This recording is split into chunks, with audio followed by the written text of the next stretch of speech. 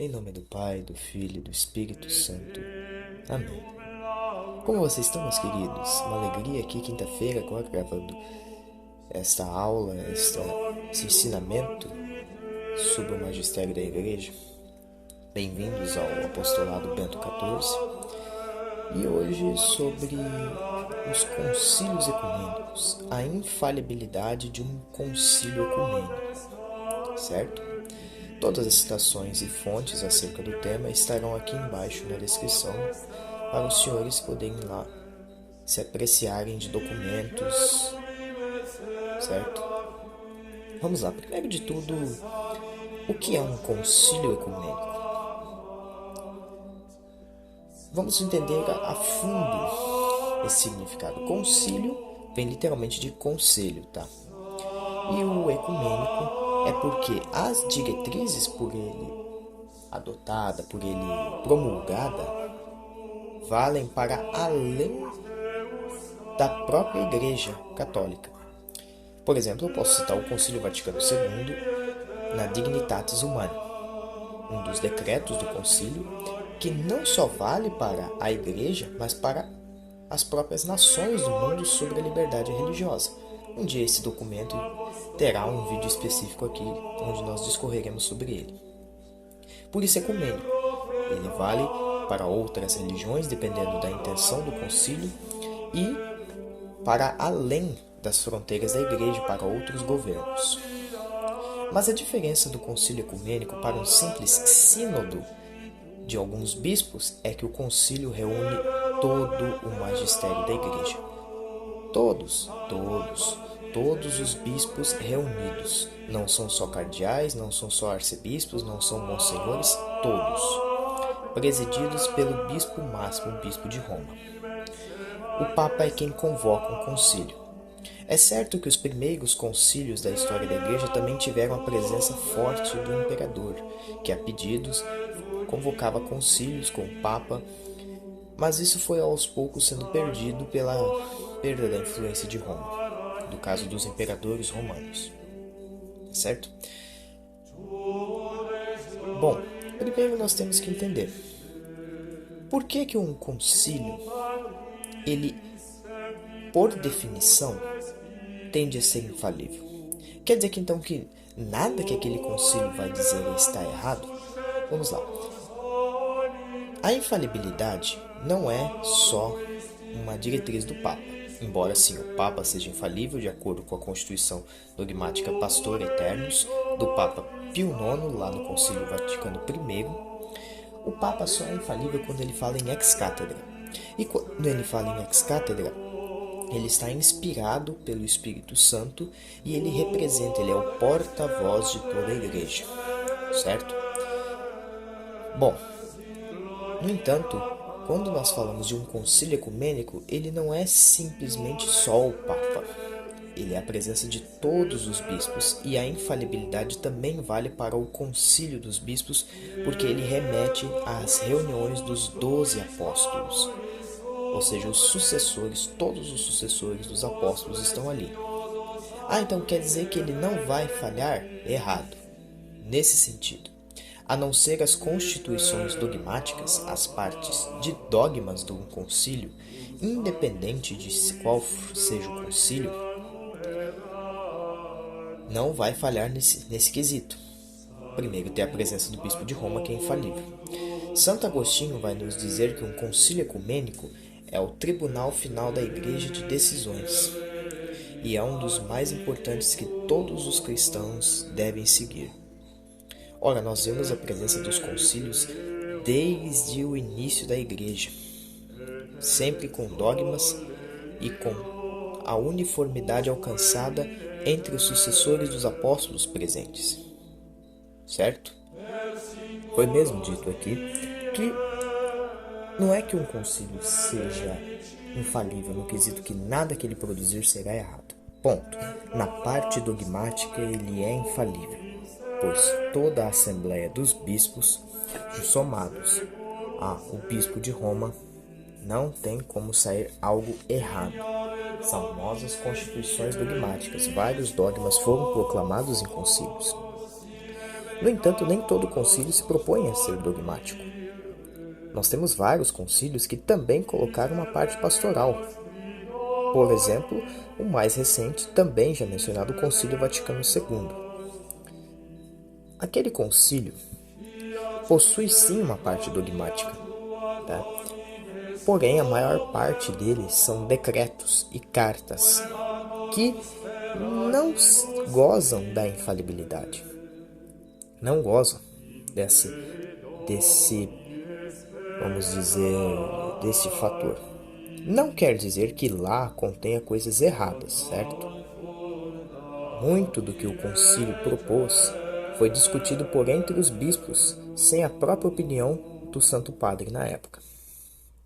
Bom, mas será que então, por conta desse fator, das partes pastorais de um concílio não conterem erro, ou conter erro, no caso aqui na questão, elas contêm sim, podem errar, podem se tornar ultrapassadas?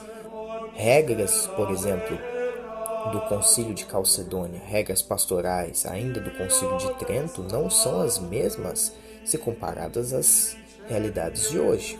É óbvio, a igreja ela também muda. Ela mantém uma doutrina imutável, mas a forma como essa doutrina é apresentada muda. Ou seja, percebam, a doutrina é imutável. E o Espírito Santo é o que garante que esta doutrina imutável atravessasse os séculos sem nenhuma alteração. Se não fosse por ele, a igreja já teria sido dissolvida há pelo menos na época de Roma. Quer um exemplo de como esta abordagem mudou? O próprio modo de se alcançar os fiéis é um exemplo. Na época pós-Concílio de Trento, não é que a igreja havia se fechado, mas ela havia se tornado mais rígida devido à Revolução Protestante. Isso foi pastoral, foi uma forma como a igreja lidou na Contra-Reforma com as mazelas do protestantismo. No Concílio Vaticano II, isso foi mudado. A doutrina permaneceu a mesma, mas a forma de se apresentar o Evangelho foi modificada, como, por exemplo, uma maior participação dos leigos na liturgia, entre outros aspectos também pastorais, relações disciplinares de seminários, que não são questões dogmáticas que podem ser mudadas daqui a um tempo. Tornam-se ultrapassadas. Como eu disse, certos valores não valem quando não são doutrinários. Mais uma frase atribuída a Santo Agostinho. No essencial, unidade. No não essencial, diversidade. Em tudo, caridade. Santo Agostinho, nessa frase, quis dizer que no essencial nós não devemos discutir. A doutrina da igreja é imutável, ponto. Os dogmas da igreja são os mesmos, ponto. No que tange a divergência, relações pastorais, por exemplo, no caso, não muda. Perdão, muda. Me desculpe, é a parte que muda. Nós temos a diversidade, nós temos mais opinião. E em tudo caridade, não sejamos tiranos. Mas o concílio, vocês poderiam às vezes me perguntar, tá, mas se o concílio pode promulgar coisas que são passíveis de erro por ser composto por pessoas que erram, tirando na questão dogmática, que envolve a doutrina, fé e moral, como você explica, por exemplo, se um concílio divulgar heresias? Tem como um concílio ser herético? Isso foi muito levantado pelos mais tradicionalistas devido a más interpretações do Concílio Vaticano II. Mas a resposta é não. Não tem como um concílio dizer algo contra a doutrina da fé. Ele pode errar, mas não dizer algo contra a doutrina da fé. Percebam, tem uma grande diferença. Você pode errar na análise pastoral, mas você nunca pode, em hipótese alguma, ter uma coisa herética num concílio ecumênico. Qual o nome desse conceito? Indefectibilidade do concílio. Um concílio é indefectível. indefectibilidade. Ou seja, um concílio nunca ensina algo contrário à doutrina da Igreja, e isso sempre foi percebido desde os primeiros concílios da história. Nunca ele cita algo contrário à doutrina. Ah, mas se o concílio for pastoral? Não pode, ele não erra. Mas por que nesse quesito? Indefectível. Porque todo concílio, por mais que ele esteja errado, ele envolve todos os sucessores dos apóstolos, do bispo de Roma, sucessor de Pedro, a todos os membros do episcopado do mundo. Quando eles se reúnem numa assembleia, que é o Sacro Concílio, para poder decidir sobre o modus operandi da Santa Igreja.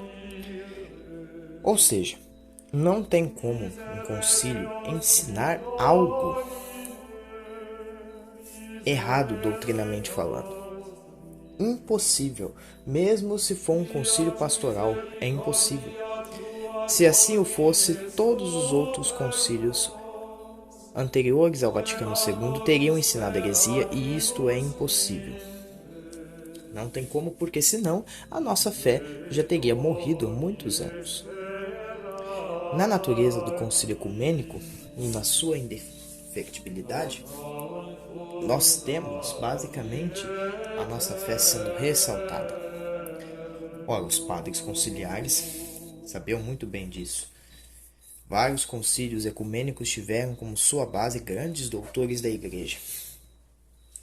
E muitos documentos e ensinamentos são provenientes dele. Não tenham medo, por exemplo, se o concílio, por alguma razão, mudou alguma coisa do passado. Isso se chama magistério vivo. Nós temos o magistério morto, coisas que não valem mais. O magistério vivo são os nossos bispos e principalmente o nosso Papa. Se um concílio mudou alguma abordagem antiga, nosso dever enquanto povo de Deus é obedecer. Não somos ninguém, por enquanto, nem padres, nem bispos, para poder decidir se o magistério errou. Isso mesmo é prova do Concílio Vaticano II. Leigos não poderiam dar esse tipo de opinião. Isso é dever do nosso magistério, certo? Tendo dito, então, o concílio pode errar. Porém, o concílio não pode ensinar heresia. Existe uma lacuna muito grande. Um concílio não pode ensinar apostasia, e nenhum concílio ensinou e nem ensinará, porque a nossa fé está pautada em Jesus Cristo, e Ele nos deixou o Espírito Santo. Ora, se alguma coisa de errado sair da boca dos padres conciliares durante um concílio, no sentido de ser prejudicial à fé católica, então o Espírito Santo tirou férias. O Espírito Santo nos abandonou. E não é isso que Jesus Cristo nos disse. Percebe aonde muitos cometem um grande equívoco? Eles não conseguem compreender a natureza do concílio. O concílio pode errar, pode se tornar ultrapassado, mas ele não pode ser responsável pela perda de fé, pela perda de católicos, pela perda de almas. Ele é indefectível. Ah, mas o número de católicos caiu pós-concílio tal. Se você analisar as estatísticas, perceberá que mesmo antes do concílio esses números vinham caindo. E segundo, pós-concílio sempre há turbulência. É normal. Não tenham medo de acontecer uma turbulência após o concílio. É porque o Concílio Vaticano II é muito recente e nós temos muitas informações sobre o concílio. Mas, por exemplo, se você voltar ao Concílio Vaticano I, temos os veterocatólicos que negam as declarações e a constituição dogmática do Concílio Vaticano I sobre a infalibilidade papal. E eles estão lá na Holanda, entraram em cisma. Então, o próprio venerável Fulton Sheen nos disse: se não houver turbulência pós-concílio ecumênicos, significa que nada de abalado significa que o Espírito Santo não se pôs presente. Toda vez que Deus se mostra, toda vez que o Espírito Santo se mostra, o diabo tenta fazer com que as coisas se destruam. Ele mostra força, mas ele nunca vai vencer, porque isso é uma promessa de Jesus Cristo. As portas do inferno nunca prevalecerão. O próprio Concílio de Trento, pós-Concílio de Trento, nós tivemos a propagação do protestantismo pelo mundo. Nós tivemos doença, nós tivemos perda de católicos, mas do outro lado do mundo nós tivemos Nossa Senhora de Guadalupe. Então, sempre pós um concílio, há turbulência. Concílio de Calcedônia, por exemplo, não o primeiro, o segundo, do Papa Leão Magno, que definiu a natureza humana, 100% humana, 100% divina de Cristo, a união hipostática perfeita. Naquele concílio, qual que foi o resultado pós-fim do concílio? Foi o cisma dos coptas, que não concordavam por uma falha interpretação. Percebe? Os coptas só nasceram por interpretarem errado os documentos do concílio. É o que o falecido Papa Emérito Bento XVI chama de hermenêutica da continuidade. Os coptas não souberam interpretar e estavam irados também pela heresia nestoriana dos bizantinos. Foi uma falha de interpretação. Hoje nós sofremos do mesmo mal. Nós devemos combater esse mal. Se por um lado nós temos hereges que usam do concílio para dizer que a igreja nasceu pós-concílio, antes daquilo era só uma igreja opressora, hoje nós temos que transformar um pobre num Deus e o céu aqui na terra. Por outro lado, nós temos outros tipos de hereges que ideologizaram a tradição da igreja. Chamam concílio de herético, chamam seus documentos de herético. Mas não temam. Eles voltarão à comunhão ou a igreja também se manterá firme, mesmo as turbulências, mesmo as tribulações. Entendam, não tem como um concílio ensinar heresia. Não tem como um concílio falhar na doutrina. Ele pode ter errado em algumas abordagens. Mas um concílio, toda vez promulgado, garante a sobrevivência da doutrina da fé católica. Espero que esse vídeo tenha sido de grande serventia para vocês, meus filhos queridos. E que esse conhecimento seja de grande proveito. Ou então agora, ide em paz, o Senhor vos acompanhe. Estamos sempre reunidos e sempre estaremos em nome do Pai, do Filho e do Espírito Santo.